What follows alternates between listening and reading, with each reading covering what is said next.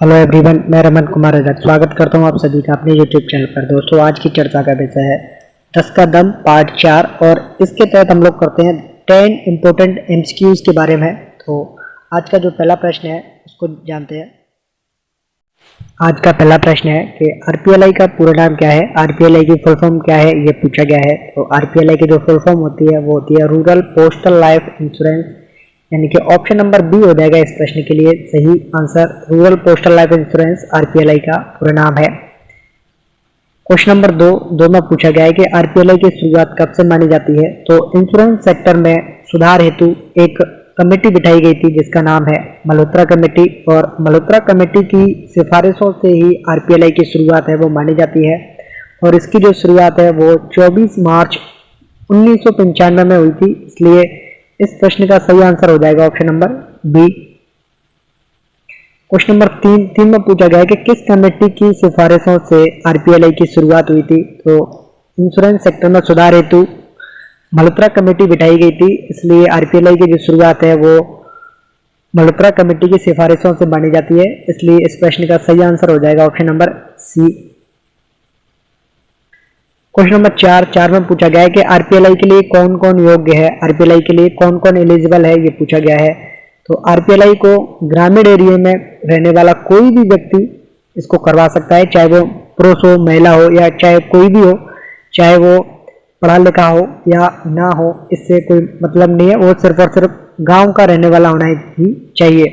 तो option number A और B दोनों सही है, इसलिए इस प्रश्न का सही आंसर होगा वो होगा ऑप्शन नंबर डी, ए और बी दोनों।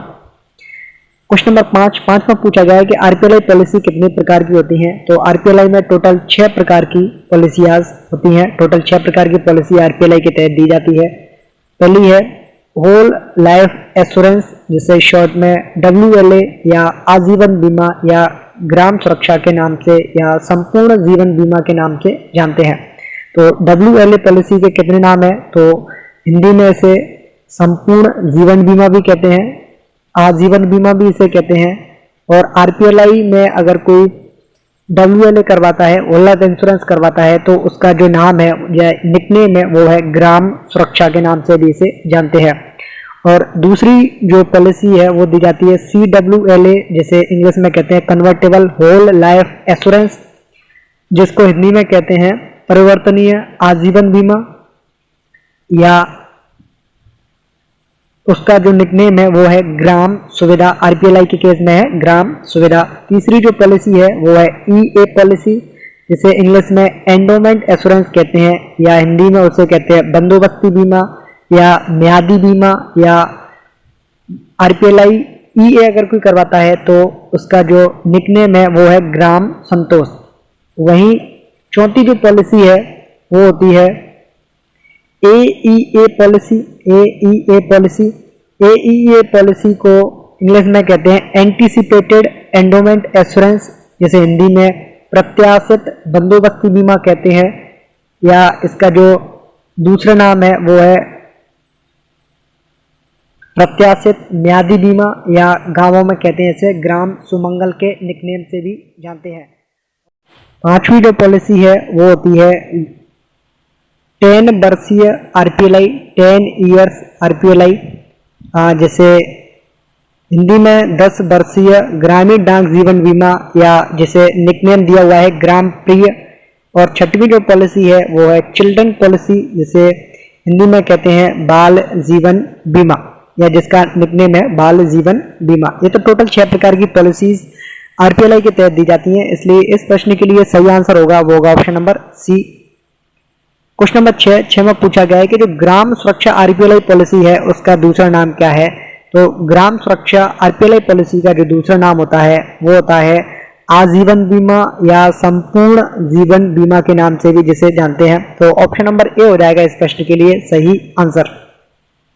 और इंग्लिश में इसे कहते हैं होल लाइफ इंश्योरेंस, WLA इसे इंग्लिश में बोलते हैं। नेक्स्ट क्वेश्चन नंबर 7 में पूछा गया है कि ग्राम संतोष आरपीएलआई पॉलिसी का दूसरा नाम क्या है। तो ग्राम संतोष आरपीएलआई पॉलिसी को इंग्लिश में कहते हैं एंडोमेंट एश्योरेंस, या जिसे शॉर्ट में कहते हैं EA, या फिर इसे हिंदी में कहते हैं बंदोबस्ती बीमा या फिर म्यादी बीमा के नाम से भी इसे हम लोग जानते हैं। तो ऑप्शन नंबर ए हो जाएगा इस प्रश्न के लिए सही आंसर।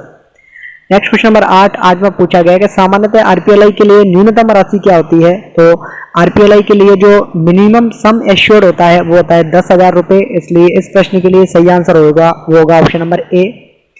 क्वेश्चन नंबर 9 में पूछा गया है कि सामान्यतः आरपीएलआई के लिए अधिकतम राशि क्या है। तो आरपीएलआई के लिए जो मैक्सिमम सम एश्योर्ड होता है वो होता है 10 लाख रुपए, यानी कि ऑप्शन नंबर सी हो जाएगा इस प्रश्न के लिए सही आंसर।